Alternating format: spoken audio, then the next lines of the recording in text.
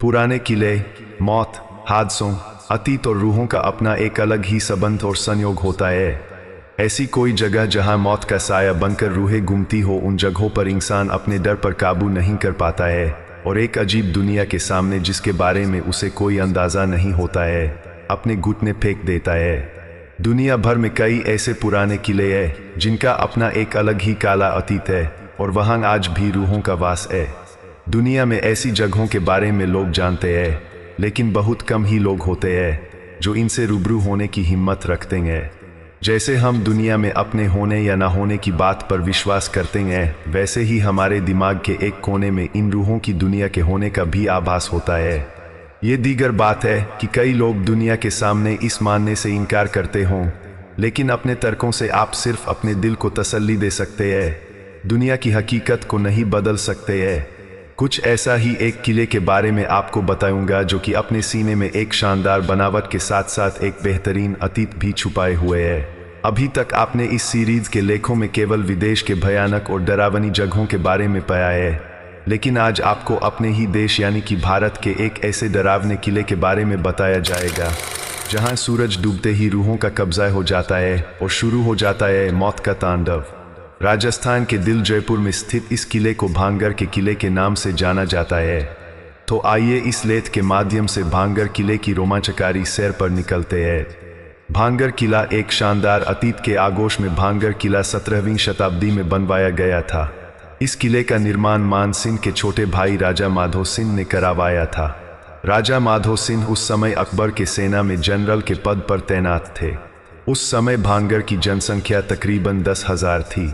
भांगर अलवार जिले में स्थित एक शानदार किला है जो कि बहुत ही विशाल आकार में तैयार किया गया है। चारों तरफ से पहाड़ों से घिरे इस किले में बेहतरीन शिल्पकलाओं का प्रयोग किया गया है। इसके अलावा इस किले में भगवान शिव, हनुमान आदि के बेहतरीन और अति प्राचीन मंदिर विद्यमान है। इस किले में कुल 5 द्वार है और साथ साथ एक मुख्य दीवान है। इस किले में दृढ़ और मजबूत पत्थरों का प्रयोग किया गया है जो अति प्राचीन काल से अपने यथास्थिति में पड़े हुए हैं। भांगर किले पर काले जादूगर सिंघिया का शाप। भांगर किला जो देखने में जितना शानदार है, उसका अतीत उतना ही भयानक है।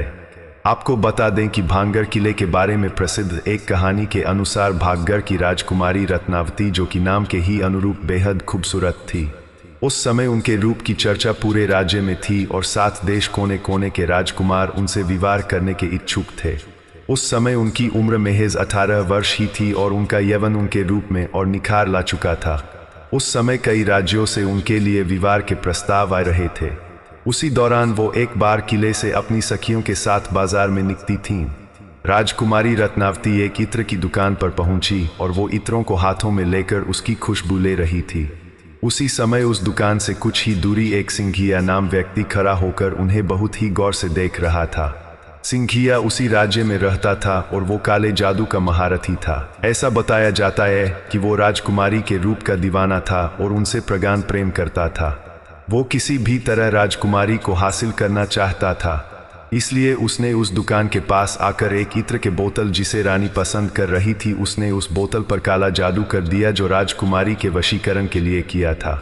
क्या हुआ राजकुमारी रत्नावती के साथ? राजकुमारी रत्नावती ने उस इत्र के बोतल को उठाया, लेकिन उसे वही पास के एक पत्थर पर पटक दिया। पत्थर पर पटकते ही वो बोतल टूट गया और सारा इत्र उस पत्थर पर बिखर गया। इसके बाद से ही वो पत्थर फिसलते हुए उस तांत्रिक सिंघिया के पीछे चल पड़ा और तांत्रिक को कुलट दिया, जिससे उसकी मौके पर ही मौत हो गई। मरने से पहले तांत्रिक ने शाप दिया कि इस किले में रहने वाले सभी लोग जल्द ही मर जाएंगे और वो दोबारा जन्म नहीं ले सकेंगे और ताउम्र उनकी आत्माएं इस किले में भटकती रहेंगी। उस तांत्रिक के मौत के कुछ दिनों के बाद ही भानगरन और अजबगर के बीच युद्ध हुआ, जिसमें किले में रहने वाले सारे लोग मारे गए। यहाँ तक कि राजकुमारी रत्नावती भी उस शाप से नहीं बच सकी और उनकी भी मौत हो गई। एक ही किले में एक साथ इतने बड़े कत्लेआम के बाद वहाँ मौत की चीखें गूंज गई और आज भी उस किले में उनकी रूहें घूमती है। किले में सूर्यास्त के बाद प्रवेश निषेध। फिलहाल इस किले की देखरेख भारत सरकार द्वारा की जाती है। किले के चारों तरफ archaeological survey of India (ASI) की टीम मौजूद रहती है। ASI ने सख्त हिदायत दे रखा है कि सूर्यास्त के बाद इस इलाके किसी भी व्यक्ति के रुकने के लिए मनाही है।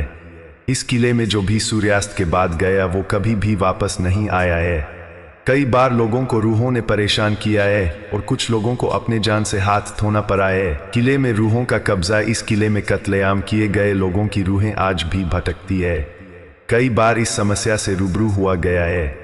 एक बार भारतीय सरकार ने अर्धसैनिक बलों की एक टुकड़ी यहाँ लगाई थी ताकि इस बात की सच्चाई को जाना जा सके, लेकिन वो भी असफल रही। कई सैनिकों ने रूहों के इस इलाके में होने की पुष्टि की थी।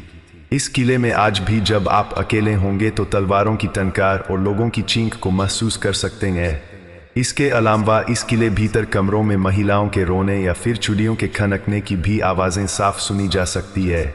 किले के पिछले हिस्से में जहां एक छोटा सा दरवाज़ा है, उस दरवाजे के पास बहुत ही अंधेरा रहता है। कई बार वहां किसी के बात करने या एक विशेष प्रकार के गंध को महसूस किया गया है। वहीं किले में शाम के वक्त बहुत ही सन्नाटा रहता है और अचानक ही किसी के चीखने की भयानक आवाज़ इस किले में गूंज जाती है। आपको यह आर्टिकल कैसा लगा कमेंट बॉक्स में अपने विचार जरूर दें।